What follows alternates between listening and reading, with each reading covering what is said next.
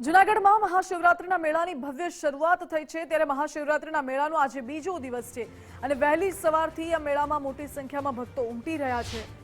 દિગંબર સાધુઓએ મેળામાં ધૂણી ધખાવી તો જિલ્લા પ્રશાસને તમામ તૈયારીઓ પૂર્ણ કરી।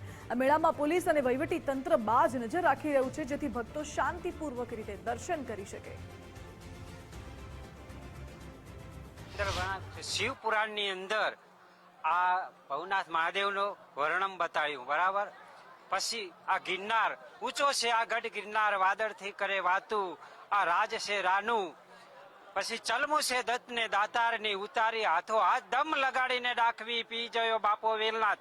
વાઘનાથના વાયદામાં વર્ષો વિતાયા 12, પહેલા કર્યું પરિક્રમ ને પછી થયા વેલનાથ।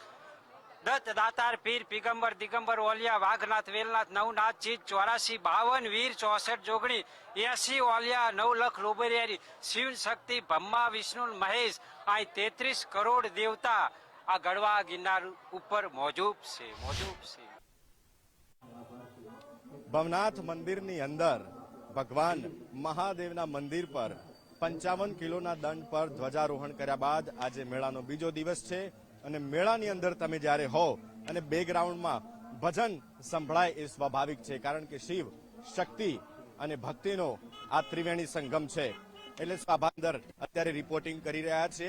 મોટી સંખ્યામાં વાહનોની પણ હેરફેર છે, લોકોની પણ હેરફેર રસ્તા પર જોવા મળી રહી છે અને જેમ જેમ દિવસ સાંજ તરફ ઢળશે એમ એમ જનમેદની વધારે જોવા મળશે।